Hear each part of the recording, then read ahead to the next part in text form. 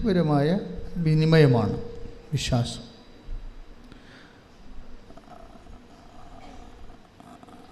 പല കേവല വിശ്വാസങ്ങളുടെയും സ്ഥിതി അതാണ്. അതൊരു ബുദ്ധിപരമായ വിനിമയമായിരിക്കും, പക്ഷെ അത് ഫ്രൂട്ട്ഫുൾ ആകത്തില്ല, വർക്കൗട്ട് ചെയ്യത്തില്ല. ഉടമ്പടിയിൽ നമ്മൾ ചെയ്യുന്നത് വിശ്വാസം എന്ന കേവല ബുദ്ധിപരമായ വിനിമയത്തെ കൺവേർട്ട് ചെയ്യും. എങ്ങനെ കൺവേർട്ട് ചെയ്യും? ഒരു ദൈവസ്നേഹത്തിൻ്റെ എക്സ്പ്രഷൻസാക്കി മാറ്റും. ദൈവസ്നേഹത്തിൻ്റെ പ്രകടനങ്ങൾ. നിങ്ങളെപ്പോഴും ശ്രദ്ധിക്കേണ്ടത്, വിശ്വാസ വളർച്ചയിൽ നിങ്ങൾ ബുദ്ധിപരമായ വിനിമയം, ഒരു ഇൻ്റലക്ച്വൽ കൺവിക്ഷൻ നമുക്ക് തരും. ദൈവം ഏത് കാലത്ത് ഏത് സമയത്തും എന്നെ സഹായിക്കും, ഞാൻ ദൈവത്തിനെ ആശ്രയിക്കുന്നുണ്ട്.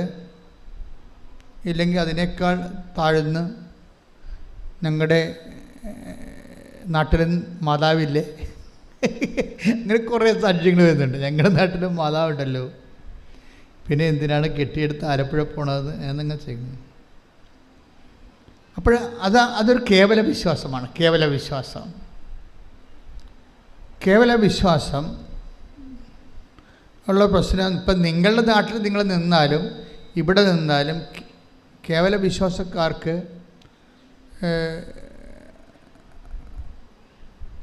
അത് ആക്ടിവേറ്റ് ആകത്തില്ല. വിശ്വാസം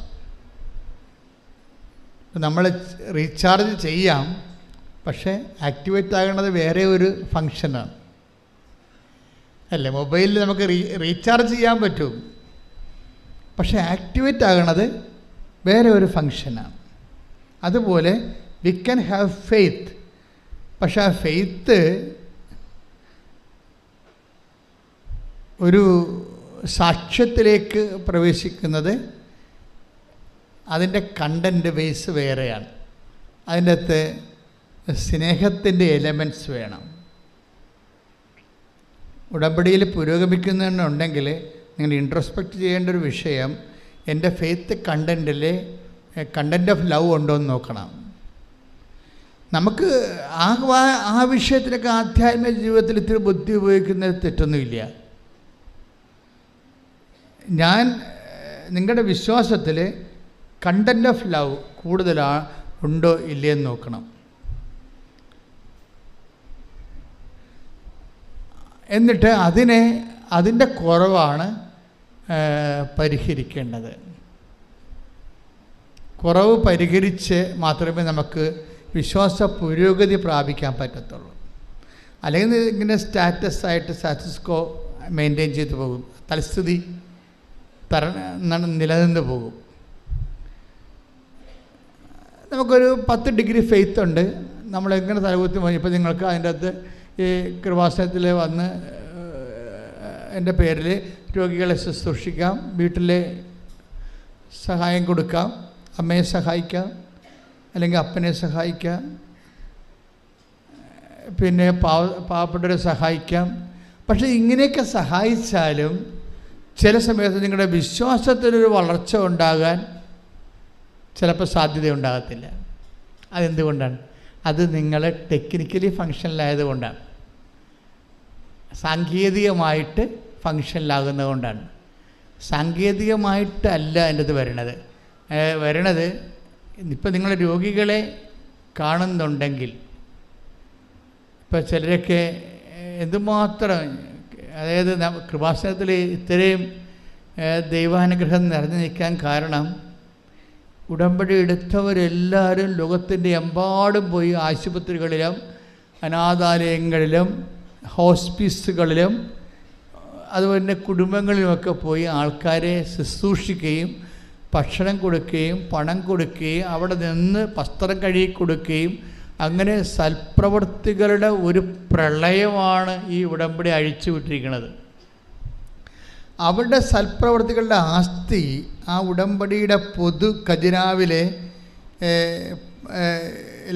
ടാപ്പ് ചെയ്യുന്നവർക്ക് ഈ കൃപാസനത്തിൻ്റെ പൊതു ദൈവാനുഗ്രഹം ലഭിക്കും. അത് തീർച്ചയായിട്ടും. അതുകൊണ്ടാണ് കൃപാസനത്തിലെ കാല് കുത്തുമ്പോഴൊക്കെ ചില ആൾക്കാർ അനുഗ്രഹിക്കപ്പെടുന്നെന്ന് പറഞ്ഞതിൻ്റെ കാരണം ഇതിൻ്റെ പൊതുവായിട്ടുള്ള ആധ്യാത്മികമായിട്ടുള്ള ആസ്തികളാണ്. എപ്പോഴും നമ്മൾ ശ്രദ്ധിക്കേണ്ട കാര്യം ഈ കാര്യത്തെക്കുറിച്ച് റീസണബിൾ ആകണം. ഒരു വൈകാരികം എന്നതിനേക്കാളുപരി ഫെയ്ത്ത് മുന്നോട്ട് വെക്കുന്ന ഒരു റീസണുണ്ട്. വിശ്വാസം മുന്നോട്ട് വെക്കുന്ന ഒരു റീസണുണ്ട്, യുക്തിയുണ്ട്. അത് ഒരു പക്ഷേ നമ്മൾ പറയുന്ന സെക്കുലർ യുക്തിയല്ല, അത് മരിയൻ യുക്തി എന്നാണ് ഞാൻ പറയേണ്ടത്. മരിയൻ റീസൺ അങ്ങനെ ഒരു സംഭവമാണ്, ആധ്യാത്മിക ജീവിതത്തിലുള്ള സംഭവമാണ് മരിയൻ റീസൺ. എന്താ മരിയൻ റീസൺ? അപ്പോൾ മരിയൻ റീസൺ എന്ന് പറയുമ്പോൾ, ഉദാഹരണത്തിന് അവർക്ക് വീഞ്ഞില്ല എന്ന് അമ്മ പറയുന്നു, ഈശോയോട് പറയുന്നു അല്ലേ. ഫസ്റ്റ് റെസ്പോൺസ് എന്താണ് ഈശോയുടെ ഫസ്റ്റ് റെസ്പോൺസ് എന്താ? എനിക്ക് നിനക്കും എന്ത്. സെക്കൻഡ് റെസ്പോൺസ് എന്താണ്? എൻ്റെ സമയം ഇനിയും ആഗതമായിട്ടില്ല. അപ്പോൾ ഈ ഫസ്റ്റ് റെസ്പോൺസും സെക്കൻഡ് റെസ്പോൺസും ഉദ്ദേശിച്ച നെഗറ്റീവ് ആൻസറാണ് വരണത് അല്ലേ. നെഗറ്റീവ് അല്ലേ, ആ വിഷയം നടക്കത്തില്ലെന്ന് ഉറപ്പല്ലേ. Then why mother is waiting for the answer? പിന്നെ എന്തുകൊണ്ടാണ് അമ്മ നിൽക്കുന്നത്? അതാണ് വിഷയം. അതാണ് മരിയൻ റീസൺ എന്ന് പറയുന്നത്. എന്താണ്? അമ്മയ്ക്ക് വിശ്വാസത്തെക്കാളുപരി ഈശോയോട് സ്നേഹമുണ്ട്. ശ്രുതിക്കട്ടെ ഹല്ലേലൂയ. ഇത്രയും നേരം ഈശോ പറഞ്ഞതിൽ നിന്ന് എന്ത് മനസ്സിലായി? നമുക്ക് വിശ്വാസമുണ്ടാകാം, അത് കേവല വിശ്വാസമാണ്. ആ കേവല വിശ്വാസം ചില സമയത്ത് സാങ്കേതികമായിട്ട് പറഞ്ഞാൽ ഫങ്ഷനിലല്ലാതെ വരും. അപ്പം കേവല വിശ്വാസത്തിൻ്റെ കൂടെ എന്തുകൂടി ഉണ്ടാകണം? ഇപ്പം അമ്മ, അതാണ് മരിയൻ റീസൺ. മരിയൻ റീസൺ എന്ന് പറയാം എന്താ? ഇപ്പം എനിക്കും നിനക്കും എന്ത് എന്ന് അമ്മ ചോദിച്ചില്ലേ? It is nothing to with us, it is not our business. അപ്പോൾ ഈശോ അത് ഡിസോൺ ചെയ്ത് കളഞ്ഞേ അല്ലേ. അത് ആ വിഷയം ഇറ്റ് ഈസ് നോട്ട് അവേഴ്സ്, ആ വിഷയം നമ്മുടേതല്ല എന്നും പറഞ്ഞുകൊണ്ട് ഈശോ തള്ളിക്കളഞ്ഞ സംഭവമാണ്. രണ്ടാമത് എന്താണ്? അത് ഒന്ന് മാനുഷികം. ഈശോ പറഞ്ഞ രണ്ട് കാര്യങ്ങൾ, ഒന്ന് ദൈവികമായ ഇമ്പിഡിമെൻസ് ഉണ്ട്, മാനുഷികമായ ഇമ്പിഡിമെൻസും ഉണ്ട്, തടസ്സങ്ങളുണ്ട്. ഇപ്പം മാനുഷികമായ എന്താണ്? അതിൽ എനിക്ക് നിനക്കൊന്നും ചെയ്യാനില്ല, അവരോട് വായ്പ വാങ്ങിക്കാൻ പറഞ്ഞാൽ മതി, അല്ലെങ്കിൽ അവരുടെ ബിസിനസ് കച്ചവടക്കാരൊക്കെ പോയി വിലക്ക് വാങ്ങിക്കാൻ പറഞ്ഞാൽ മതി. നത്തിങ് ടു വിത്ത് അസ്, ഈ വിഷയത്തിൽ നമുക്ക് റോളില്ല എന്ന് പറയും. അത് first reason over. Second reason എന്താണ്? സെക്കൻഡ് റീസൺ ദൈവികമാണ്. എന്താണത്? എൻ്റെ സമയം ഇനി സമ്മതമാണ്.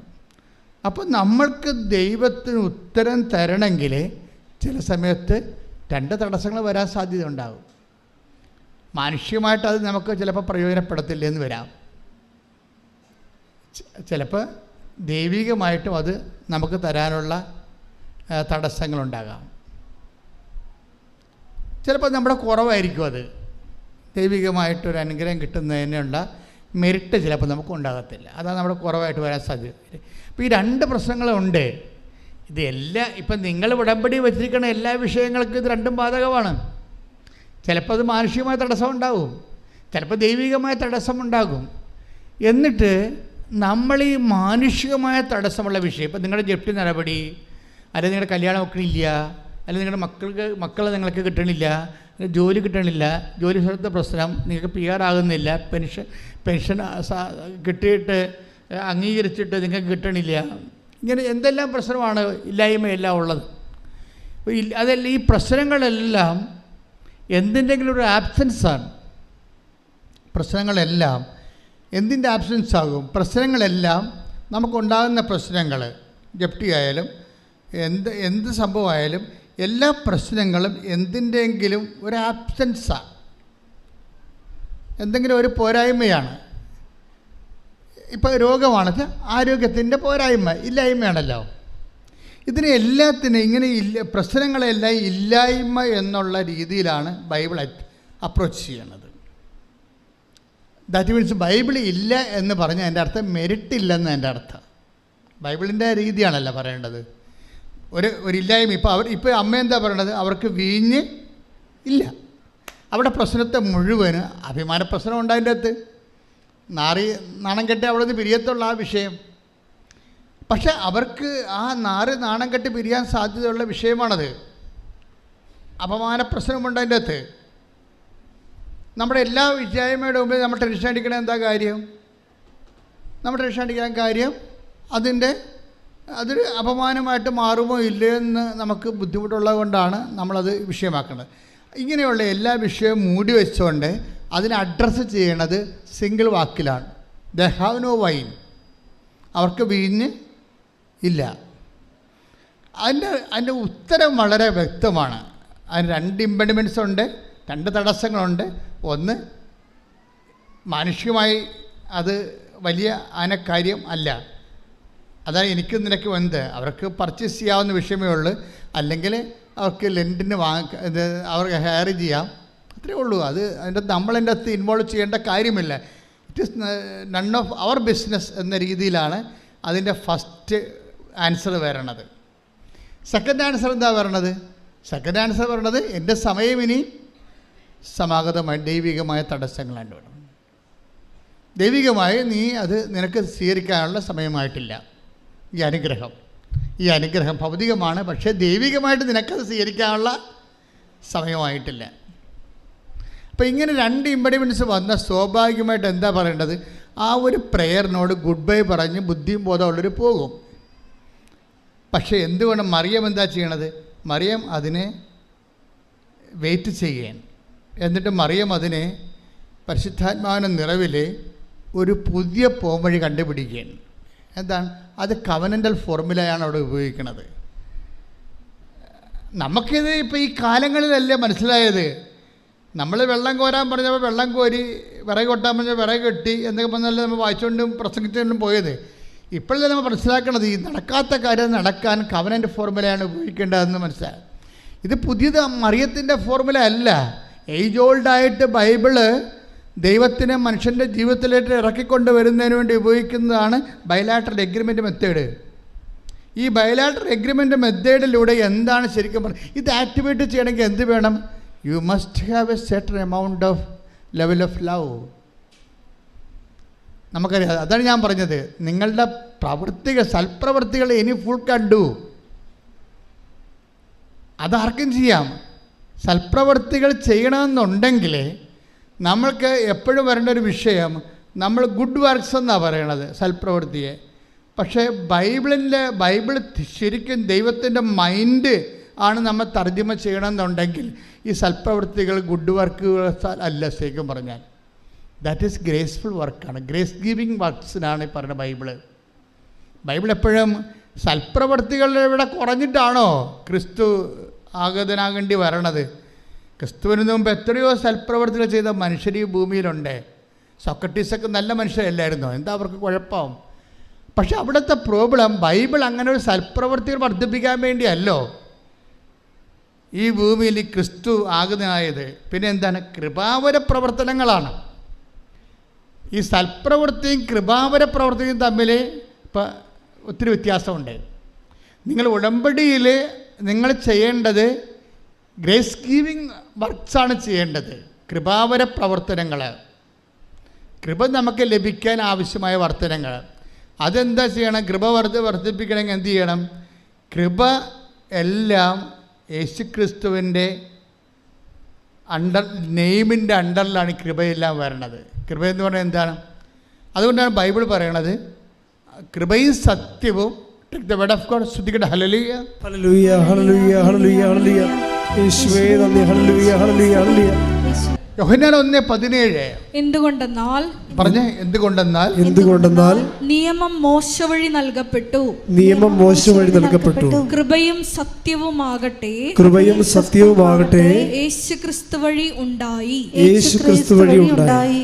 ഇതിനകത്ത് ഒരു പ്രശ്നങ്ങൾ വരണമെന്ന് വെച്ച് കഴിഞ്ഞാൽ ഈ ഡിഗ്രീസ് ഓഫ് പെർഫെക്ഷനിൽ മോശയുടെ വചനവും ജീസസിൻ്റെ വചനവും തമ്മിലുള്ള ഒരു വ്യത്യാസം അതാണ്. മോസസിൻ്റെ വചനത്തിന് സാങ്കേതികമായ ദൈവത്തിൻ്റെ മനസ്സനുസരിച്ചുള്ള നിയമപരമായിട്ടുള്ള കാഴ്ചപ്പാടുകളാണ് കൈകാര്യം ചെയ്യണത്. കർത്താവിൻ്റെ വചനത്തിൽ അതല്ല. എന്താണ്? കൃപയും സത്യവുമാണ്. കൃപയും സത്യവും ആര് വഴി ഉണ്ടായി? ക്രിസ്തു വഴി ഉണ്ടായി. അപ്പോൾ അതെങ്ങനെയാണ് ഉണ്ടായതെന്ന് നമ്മൾ അറിയണം. ക്രിസ്തു വഴി ഉണ്ടായത്. ഉടമ്പടി ടാർഗറ്റ് ചെയ്യണത് സൽപ്രവൃത്തികളല്ല. നിങ്ങൾ കുറേ ആൾക്കാർ ചെയ്യണത് വെറും സൽപ്രവൃത്തികളാണ്. വെറും സൽപ്രവൃത്തികളെന്ന് വെച്ച് കഴിഞ്ഞാൽ ഇവിടുന്ന് കുറേ കാര്യങ്ങൾ പറഞ്ഞിട്ടുണ്ട്, അതനുസരിച്ച് കൊണ്ട് രോഗികളെ കാണുന്നു. കഴിഞ്ഞ ദിവസം ഞാൻ ഒരു സാക്ഷ്യം പറഞ്ഞത്, ഞാൻ ഓൾഡ് ഏജിൽ ഹോമിൽ പോയി ഒരു ദിവസം മുഴുവൻ നിന്ന് അവിടുത്തെ ഉടുപ്പെല്ലാം അലക്കി കൊടുത്തെന്ന് പറഞ്ഞു. പിന്നെ വേറൊരു ചേച്ചി സാക്ഷ്യം പറഞ്ഞത്, ഞാൻ ഓൾഡ് ഏജ് ഹോമിൽ പോയി നഖം വെട്ടി കൊടുത്തെന്ന് പറഞ്ഞു. It's okay, you are doing all this kind of things. ഇതെല്ലാം നല്ല സന്തോഷത്തിൽ ഇങ്ങനെ ചെയ്യുന്നുണ്ട്, സന്തോഷമുണ്ട്, നന്ദിയുണ്ട്. പക്ഷേ ഇതെല്ലാം സൽപ്രവൃത്തികളാണ്. ഈ സൽപ്രവൃത്തികളിൽ നിന്ന് നമുക്ക് കൃപ ഡ്രോൺ ചെയ്യണമെന്നുണ്ടെങ്കിൽ നിങ്ങൾക്ക് വേറെ ഒരു കാര്യം കൂടി വേണം. എന്താ വേണ്ടത്? കൃപ. സൽപ്രവൃത്തികളിത് ഈ നിങ്ങൾ ചെയ്ത കാര്യങ്ങളെ ക്രിസ്തുവിനെ മാറ്റി നിർത്തിയും ചെയ്യാൻ പറ്റും. ലോകത്ത് എന്തുമാത്രം ആൾക്കാർ ചെയ്യുന്നുണ്ട് ഇല്ലേ? റോട്ടറി ക്ലബ്ബുകാരെ കണ്ണ് വരെ വെച്ച് കൊടുക്കുന്നുണ്ട് ഇല്ലേ? അപ്പം അങ്ങനെ എന്തോ ക്ലബ്ബുകാർ ചെയ്യുന്നുണ്ട്. നാട്ടിലെ എന്തുമാത്രയും അയൽക്കൂട്ടങ്ങളും അതുപോലെ തന്നെ പല പലതരമുള്ള പാർട്ടി സംഘങ്ങളും ഒക്കെ പല കാര്യങ്ങളും മനുഷ്യർക്ക് വേണ്ടി ചെയ്യുന്നുണ്ട്. ഇതെല്ലാം സൽപ്രവൃത്തികളാണ്. പക്ഷേ ഒരു ക്രൈസ്റ്റ് സെൻട്രിക് ആയിട്ടുള്ള ഒരു ആധ്യാത്മികത ചര്യം അനുവർത്തിക്കുന്നവരെ കേവലം സൽപ്രവൃത്തികളല്ല നമ്മൾ ലക്ഷ്യം വെക്കുന്നത്, കൃപാവര പ്രവൃത്തികളാണ്. എന്താ കാര്യം? കൃപയും സത്യവും അവൻ വഴി ഉണ്ടായി. അപ്പം കൃപാവര സത്യങ്ങൾ, കൃപാവര പ്രവൃത്തികൾ ചെയ്യാൻ, ഇപ്പോൾ സൽപ്രവൃത്തികളും കൃപാവര പ്രവൃത്തികളും നമ്മൾ വ്യത്യാസം എന്താ? സൽപ്രവൃത്തികൾ മനുഷ്യൻ്റെ പേരിലാണ് ചെയ്യണത്. ചിലർ നല്ല പേരെടുക്കാൻ ചെയ്യും, ചിലർ കൂടുതൽ വോട്ട് കിട്ടാൻ വേണ്ടി ചെയ്യും, ചിലത് ജനകീയ അടിത്തറ ഉണ്ടാക്കാൻ വേണ്ടി ചെയ്യും, ചിലത് അവരുടെ കള്ളത്തരങ്ങളെ പുറത്തറിയാൻ വേണ്ടി ഒരു പുതിയൊരു ഫേസ് കാണിക്കാൻ വേണ്ടി സമൂഹത്തിന് വേറൊരു സംഭവം. അങ്ങനെ ഓരോരോ ലക്ഷ്യങ്ങളാണ് ഈ സൽപ്രവൃത്തികൾക്കുള്ളത്. പക്ഷേ കൃപാവര പ്രവൃത്തി അതല്ല. കൃപാവര പ്രവൃത്തി എന്ന് പറയണത് ക്രിസ്തുവിൻ്റെ നാമത്തിൽ ക്രിസ്തുവിന് വേണ്ടി മാത്രം മഹത്വം കൊടുത്തുകൊണ്ട് ചെയ്യണതാണ്. ക്രിസ്തുവിൻ്റെ നാമത്തിൽ ചെയ്യണം. അതിൻ്റെ 10% ഗ്ലോറി ക്രിസ്തുവിന് മാത്രമാണ്. അതുകൊണ്ടാണ് ബൈബിൾ പറയണത് വലത് കൈ ചെയ്യണത് ഇടത് കൈ അറിയരുത്. മനുഷ്യൻ അറിയരുതെന്നായി പറയണത്. മനുഷ്യന്മാരറിയരുതെന്നാണ് പറയണത്. പക്ഷേ മനുഷ്യന്മാർ അറിയുന്ന വെച്ചാൽ എല്ലാ കാര്യവും പാത്തും പതുങ്ങും ചെയ്യണമെന്നല്ല. മനുഷ്യനെ അറിഞ്ഞില്ലെങ്കിലും അറിയിക്കാൻ വേണ്ടി നിങ്ങളെ പ്രത്യേകിച്ച് മസിൽ പിടിക്കരുതെന്നതിൻ്റെ അർത്ഥം. ശ്രദ്ധിക്കട്ടെ. ഹല്ലേലൂയ.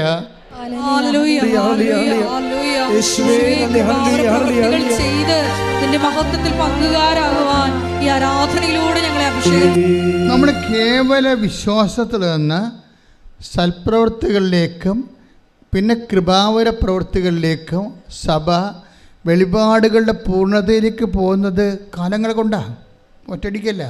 ആദ്യകാലങ്ങളിൽ സഭയ്ക്ക് തോന്നിയത് കേവല വിശ്വാസം മാത്രം മതി എന്നാണ് തോന്നിയത്. ക്രിസ്തുവിലുള്ള കേവല വിശ്വാസം മാത്രം മതി. ഒരു മനുഷ്യന് അവന് റൈച്ചസ് ആകാൻ പറ്റും, നീതീകരിക്കപ്പെടാൻ പറ്റും. ഇപ്പം റോമ 3:28 എടുത്ത് സ്തുതിക്കട്ടെ. ഹല്ലേലൂയ ഹല്ലേലൂയ ഹല്ലേലൂയ ഹല്ലേലൂയ ഹല്ലേലൂയ. യേശുവേ നന്ദി, യേശുവേ സ്തുതി. ഹല്ലേലൂയ.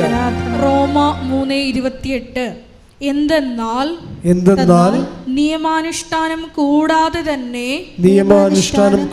തന്നെ വിശ്വാസത്താൽ മനുഷ്യൻ നീതീകരിക്കപ്പെടുന്നു എന്ന് നാം അനുമാനിക്കുന്നു. അപ്പം ആദ്യകാലങ്ങളിലുള്ള കൺസെപ്റ്റ് വിശ്വാസം, ക്രിസ്തു എനിക്ക് വേണ്ടി പീഡ അനുഭവിച്ചു, എൻ്റെ പാപത്തിന് പരിഹാരം ചെയ്തു ക്രിസ്തു. അതുകൊണ്ട് തന്നെ ആ ക്രിസ്തുവിൻ്റെ പരിഹാരത്തെ വിശ്വസിച്ച് കഴിഞ്ഞാൽ തീർച്ചയായിട്ടും എനിക്ക് നിത്യരക്ഷ ലഭിക്കുമെന്നുള്ള ഇതിന് ഇനീഷ്യൽ ജസ്റ്റിഫിക്കേഷൻ എന്നാണ് പറയുന്നത്. പ്രാഥമിക നീതീകരണം. ഇപ്പോൾ കത്തോലിക്ക സഭയെ സംബന്ധിച്ചിടത്തോളം 50,000-ഓളം ആതുര കേന്ദ്രങ്ങളുള്ളത്. ഇതുമാത്രമാണ്. അതായത് നമ്മൾ എന്തുമാത്രം ആതുര സേവന കേന്ദ്രങ്ങളാണ് സഭയ്ക്കുള്ളത്. ഒരു പക്ഷേ ലോകത്തെ ഏറ്റവും കൂടുതൽ ആതുര സേവന കേന്ദ്രങ്ങളുള്ള സഭയ്ക്കാണ്. അത് സഭ എന്താ ഫോളോ ചെയ്യണത്? സഭ ഫോളോ ചെയ്യണത് വിശ്വാസം മാത്രം പോരാ, പിന്നെ എന്താണ്? പ്രവൃത്തി കൂടി വേണം. അത് പറയാൻ കാരണം എന്താണ്? അത് സെൻറ്റ് പോൾ തന്നെ പിന്നീട് തീത്തോസിലേക്ക് വരുമ്പോൾ തീത്തോസ് 3:8 എടുത്തേ. തീത്തോ